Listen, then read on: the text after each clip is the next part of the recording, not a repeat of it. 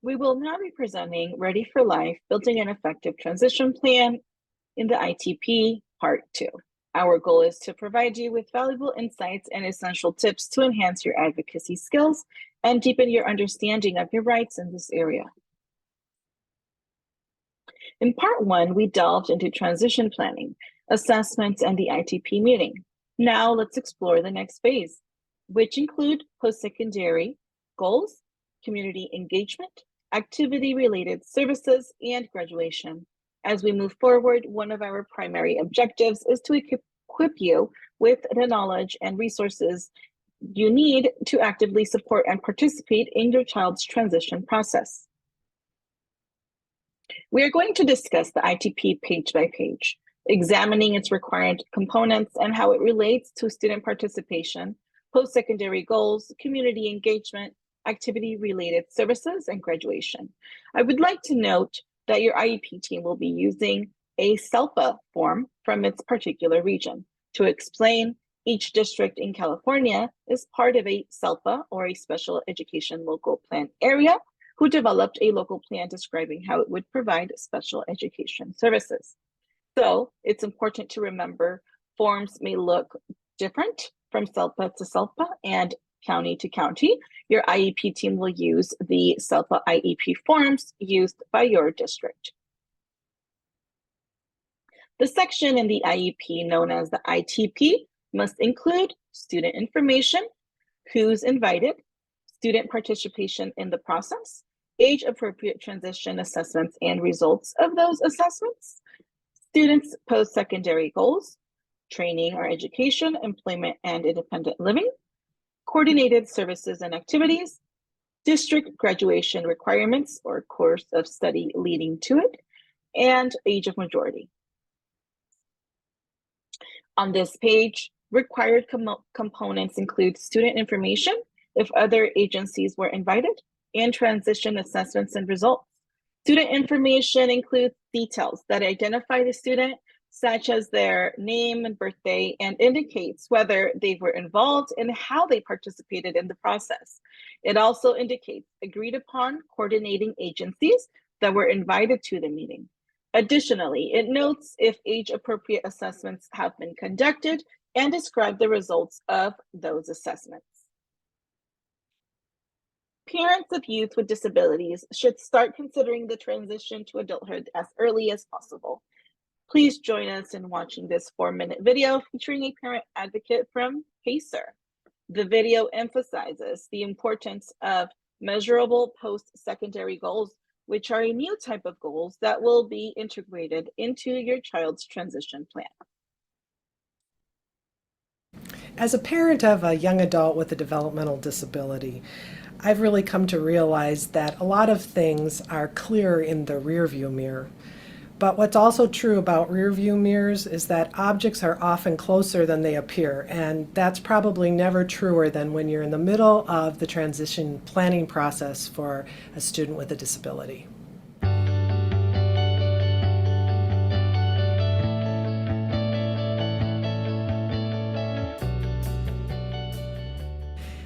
I don't know if this is true for you, but I know that when my son was in middle school and the school first contacted us about future planning, I immediately felt uncomfortable and confused about why we're suddenly talking about things way out there in the future that have nothing to do with school, when we were really focused on just closing that gap in academic skills and trying to get our child up to par and ready to graduate. It can be really confusing, and most of us could have used more preparation than we had to participate in that process. The IEP team, including the student and parents, are now required to write concrete statements about the student's future goals for working, learning, and living as an adult. These goals will describe what the student is going to do or achieve after receiving their high school diploma and exiting public education. These goals will be in the areas of employment, education or training, and, when appropriate, independent living. And this can include community participation, recreation and leisure, and home living skills. The goals need to be stated in such a way that the results or outcomes will be measurable. We'll actually be able to see the results. For post-secondary education and training, a goal might read, upon graduation, I will attend a one-year certificate program to receive training for food service. For employment, after high school, I will work full-time in a career that involves animals. And for independent living, after high school, I will live in an apartment in the community with friends. And what all of these have in common is they all begin with either upon graduation or after high school, because these goals are goals that will be realized once the student is out of public school.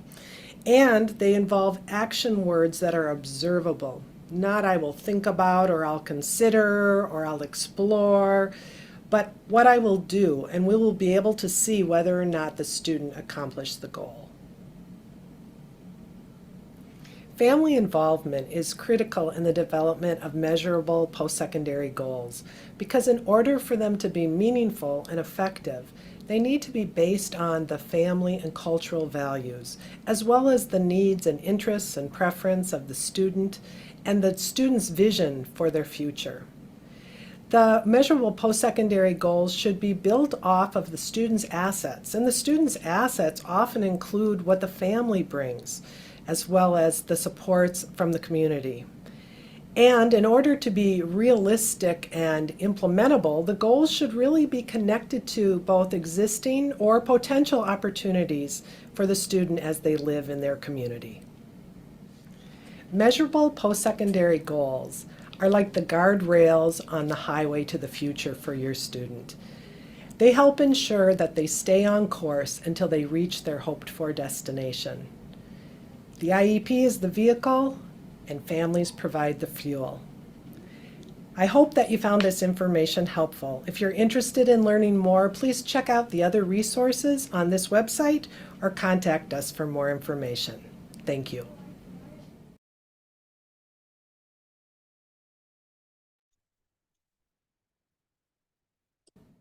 As a parent, Great information in that video. Now, let's take a look at this form. Post-secondary goals. These are the desired outcomes after the student has graduated from high school and is no longer eligible for special education services. They must be written for employment, post-secondary education training, and independent living. They must be measurable, reflecting directly observable results rather than merely describing a process or progress toward a goal, and should be based on the student's personal preferences, interests, needs, and strengths. The National Technical Assistance Center on Transition Guidelines for Writing a Measurable Post-Secondary Goal wrote, upon completion of school, the student will, the where and how are elaborated on in the activities to support transition services, community experience as appropriate, and related services as appropriate. Examples, after graduation, Henry will attend the Institute of Animal Technology to become a vet tech. While attending a 2-year college, I will work part-time at a pet store. After graduating from a 2-year college with my associate degree, I will work full-time as a vet tech. Following graduation, Harry will live independently in his own apartment or home, schedule appointments, pay his own bills, and access services in his community by using the city bus. These post-secondary goals come from the results of the assessments. Both the IDEA and the Rehabilitation Act make it clear that transition services require a coordinated set of activities for a student with a disability within an outcome-oriented process. When considering post-secondary goals, you may want to ask yourself, where will the student work and how will they engage in productive activities after graduation? Where and how will the student continue to learn and develop skills after graduation? Where will the student live and what kind of support will they require? How will the student access adult services? Additionally, think about what type of education or training will be necessary for the student to secure employment in their chosen field after graduation? What training or educational opportunities are available for the student to explore, taking into account proximity and community support? Now, regarding housing, will the student continue to reside at home? Is independent living an option? And if so, what skill does the student need to prepare for this transition? Can they afford to remain in their current area, or are they considering other locations? What other forms of support will the student require, such as transportation, public or private? Finally, consider the need for adult services like the Department of Rehabilitation or vocational rehabilitation to support your child's transition into adulthood.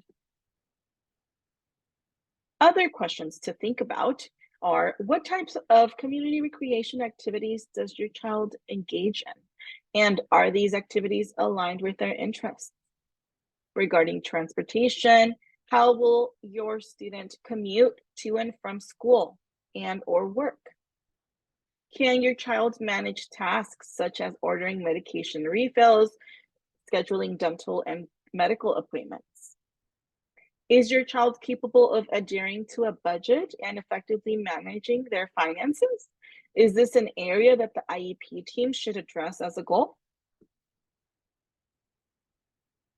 Annual IEP goals need to facilitate movement towards post-secondary goals, and they may be academic and or functional goals.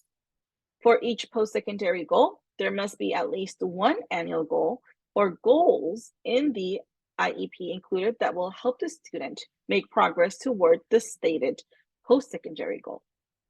The related services for the student's IEP are a result of the post-secondary goals as well as the annual IEP goals. Post-secondary goals are outcome-focused, looking at after high school, where annual goals are much shorter time horizon, shorter time focus. They are connected in a way that each year of progress with the annual goals moves you closer to the post-secondary goal. The transition component of the IEP must have clear connection with the other components. The post-secondary goals should serve as the foundation for determining the content of the related IEP goals and transition activities. The IEP should offer specific details regarding the instruction required to achieve the transition activities and, in turn, the post-secondary goals. Additionally, the IEP team should ensure that these IEP goals are aligned with and supporting each other of the post-secondary goals. Now, let's delve into the discussion of transition services. Transition services are coordinated activities and must be documented within the Transition Individualized Education Program, the IEP, in alignment with each post-secondary goals, of course. These related transition services and activities take place during the current year and are designed to support students in developing, refining, and working towards their post-high school goals, ultimately aiding them in achieving these measurable post-secondary objectives.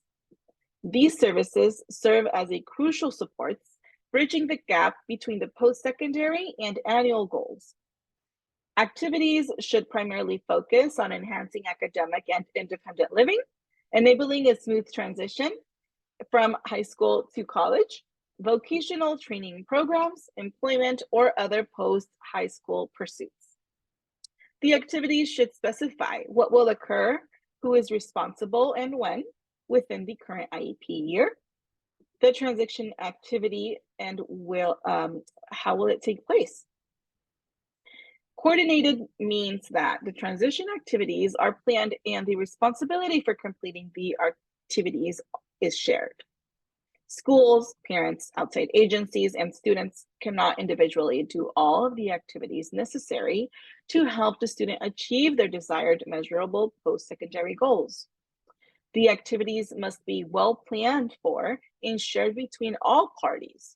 These supports may be provided by a range of individuals, and they can encompass both one-time events and ongoing activities.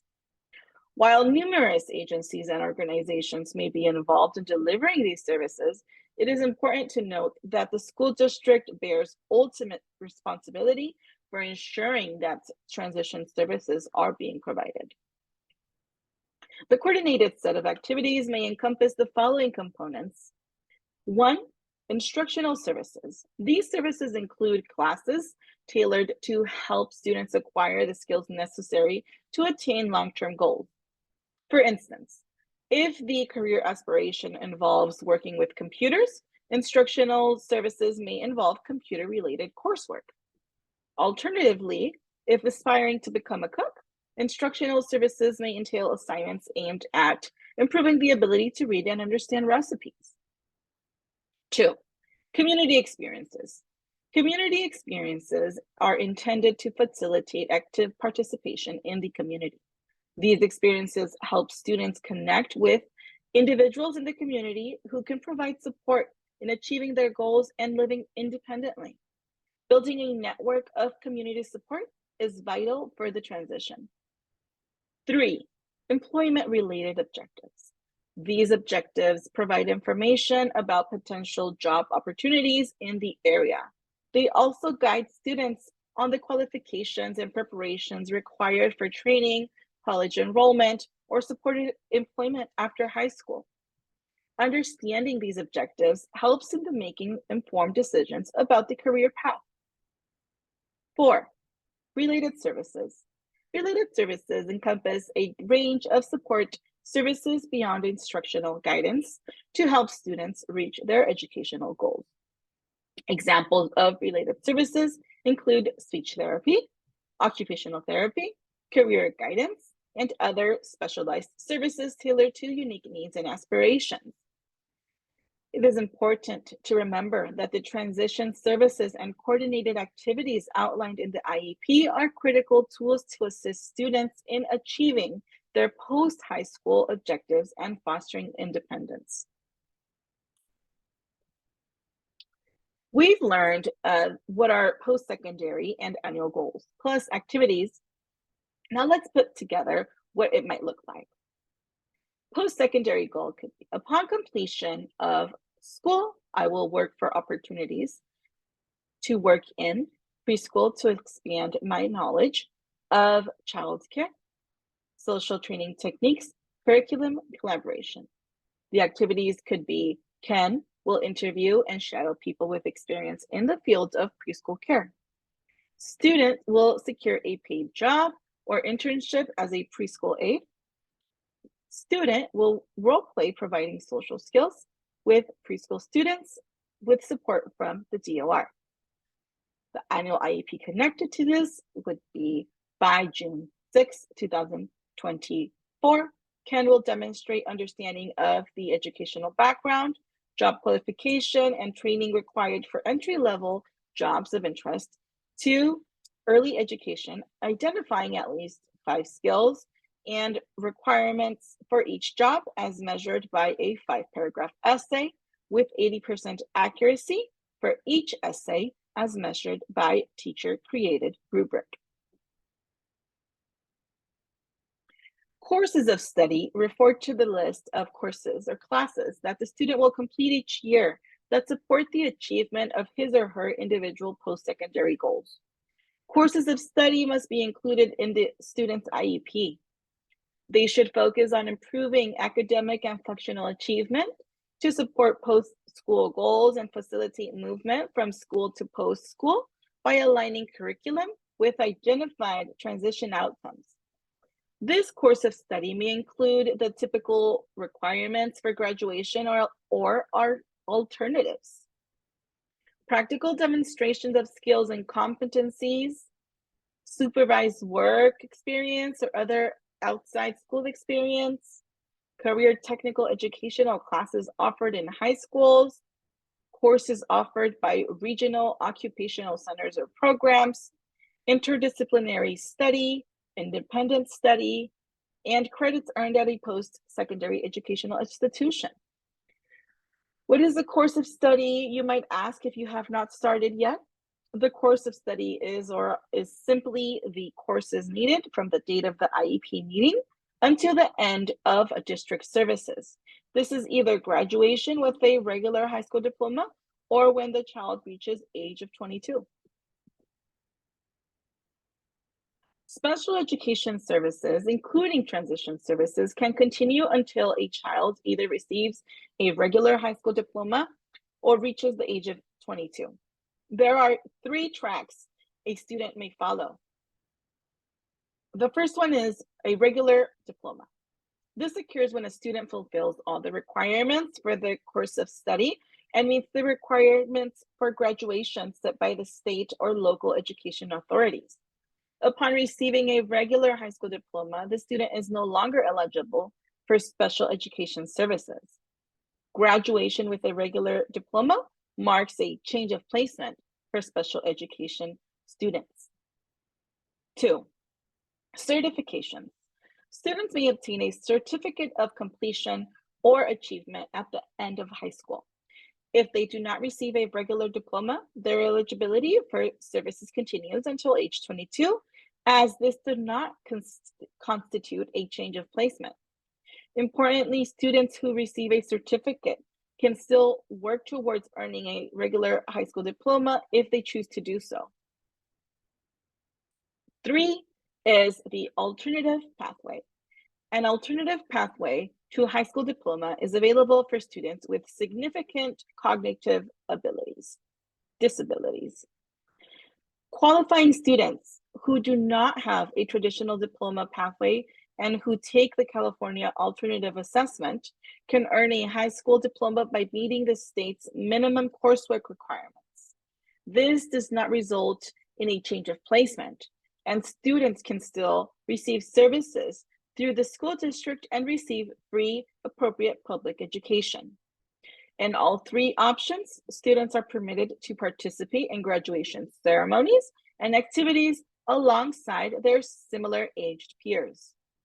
Decisions about which track a child follows are made during IEP team sessions, which include you, your child, and the rest of the school team. Under IDEA, Individuals with Disabilities Education Act, the school is required to provide a summary of academic achievement and functional performance, also known as the SOP. The SOP is given to the student when they leave school, either upon graduating with a regular high school diploma or upon reaching the age of 22. Now we're looking at a different page. This page provides a list of the adult agencies that are currently supporting the student, as well as those from which they may require support. It also includes information about the course of their studies and the specific graduation tracks they are pursuing. The age of majority page. At age 18, educational decision-making authority transfers from the parent to the student unless there has been something else determined by law in California. The school district must notify both you and your child of the transfer of rights and must provide a notice of procedural safeguards no later than 1 year before your child turns 18. Here we have a checklist of transition requirements in the IEP that will be reviewed during this process. And the consent page. Since the transition plan is an integral part of your individualized education plan, you will be asked to provide consent for these services at the conclusion of your ITP. When consenting, you should be able to give your informed consent and agree to the services being offered. Your options may include agreeing to all aspects of the IEP within the IEP, including the ITP, unless you are providing partial consent, signifying that you agree with some parts of the plan but not others. The third would be choosing to not agree at all. However, it's important to note that before any services can commence, this consent page needs to be signed. Let's look at a case study. The assessments say that Avery is 16 years old. She has Down syndrome and learning disabilities. Her reading and written expression is at a 6th grade level, and she is able to do basic math. She has very good social skills and enjoys being around others. She wants to work in an office someday and wants to get married and live independently. A post-secondary goal written for this case was, upon completion of high school, Avery will attend her local career tech center in the administrative assistant program in order to work in an office. She will live independently. Consider what annual transition IEP goals will assist Avery in working toward post-secondary goals. Well, education and training. Avery will call 5 local businesses and interview or survey administrative assistants regarding their job duties and job requirements. Relating to employment, Avery will work in the high school office 2 class periods daily as part of the work study program, clocking in and out, performing simple filing and other light office duties. In the area of independent living skills, Avery will develop and apply banking account management skills. For example, correctly write, endorse, and deposit checks, balance the checkbooks, and reconcile checking account statements correctly. Some of the coordinated activities for this would be to practice phone skills, job shadow an administrative assistant, visit the local career tech, look for apartments, learn how to build a resume, practice interviewing skills, practice keyboarding skills, learn how to file by date or alphabet. For the course of study, in what courses should Avery enroll to reach her annual IEP and post-secondary goals? Well, this could be family and consumer science, introduction to computer, keyboarding class, and business math. Let's look at another case study and meet Riley. Riley is a high school junior with a specific learning disability. Test scores indicate that he reads on a 4th grade level and is on the 5th grade level in math. Riley wants to go in the Air Force, and like his father and older brother. For this post-secondary goal, we have Riley will join the Air Force and receive on-the-job training. He plans to live on base. The transition-related IEP goals is consider what annual transition IEP goal will assist Ryan in working towards his post-secondary goal.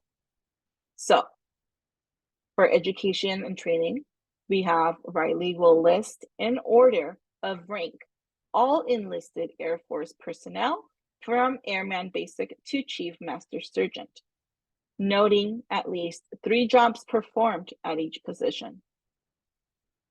Relating to employment goals, we have Riley will report on 5 possible Air Force occupations that he is interested in based on research and results from his taking the ASVAB test.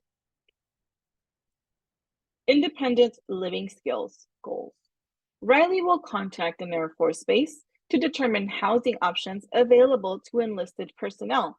For example, base housing, local apartments, etc. A set of coordinated activities for these goals could be take the ASVAB test, job shadow different positions at Tinker, visit the Air Force recruiter, obtain a driver's license, learn Air Force vocabulary, build a resume, practice interviewing skills, and opening a checking and savings account at a local bank.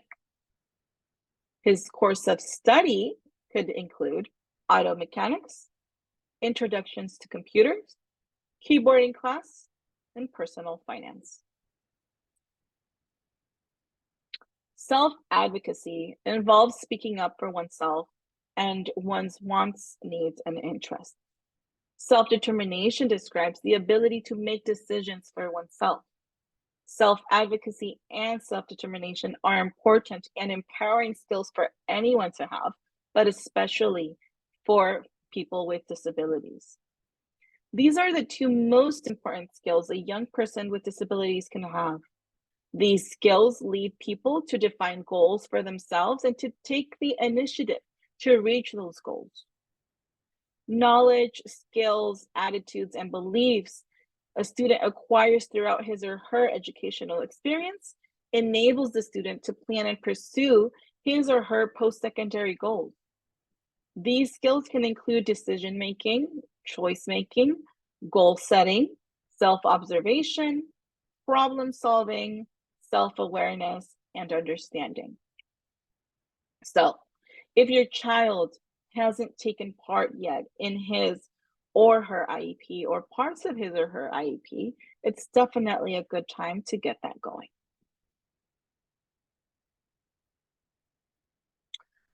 Self-determination holds immense significance for all individuals, including students with disabilities, as it profoundly impacts their quality of life.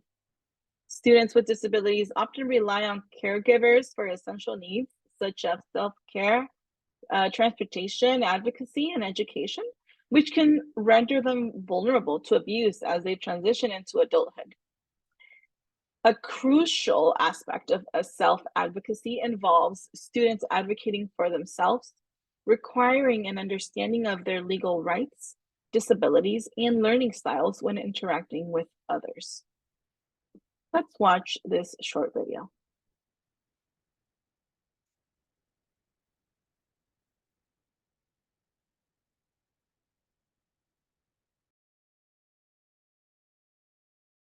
It's very vital that you attend your IEP meetings because it's about you. Nobody's gonna know yourself but you, and you know what you need. Start your transition plan early, ask about it, just in case your school never mentioned it to you. Know that you're supposed to have a transition plan at an early age. For people like myself who have had advocates like a strong parent or a guardian, they're not going to be there in college and they're not going to be there with you for the rest of your life. So it's very important that you take heed and, take notice of what you need. So when they do step away, you can just take the ball and continue rolling. They can advocate for themselves by reaching out to their school support team to see what each staff members have to offer for them. For students who do go to school with able-bodied peers or have able-bodied peers around them, maybe you can think of programs or activities that include both populations and that you guys can feed off each other and learn from each other.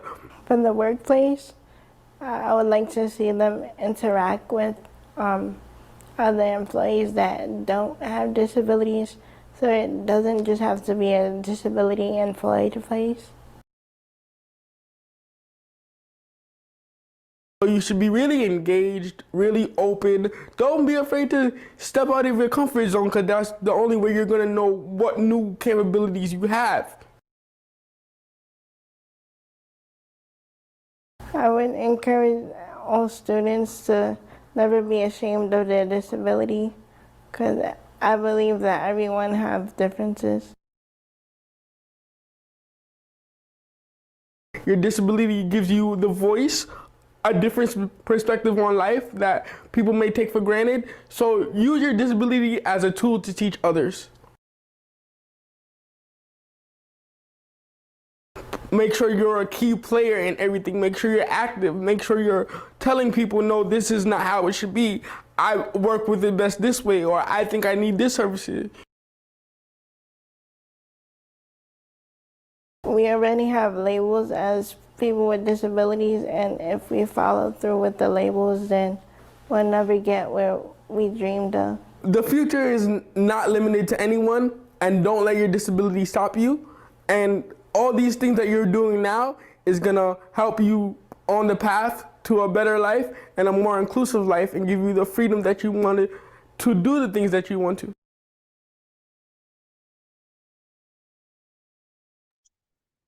Wonderful. We can see that the benefits of cultivating these skills are manifold. Improved learning right? Self-advocacy skills enhance the learning process. Enhanced communication and community participation. These self-determined individuals engage more actively in their communities. They have an increased personal responsibility. Self-determination fosters a sense of responsibility. Higher self-awareness and self-esteem. It contributes to heightened self-awareness and heightened self-esteem, as well as positive post-school outcomes. Self-determined students often achieve positive outcomes after graduation. So self-determination empowers students to take control of their lives, enabling them to make informed decisions and choices as they navigate various aspects of life, including education, independent living, recreation, and employment. So when conflicts do arise, it is always advisable to resolve them at the lowest possible level. Depending on the type of conflict, this might mean working with the teacher first, moving on to the school staff like the principal, counselor, or psychologist, and the district personnel if necessary. Probably the program specialist or special education director. So discussions with these staffs can be handled informally or formally in an IEP meeting. If parents and the districts cannot resolve issues directly through these means, there are other ways to do so.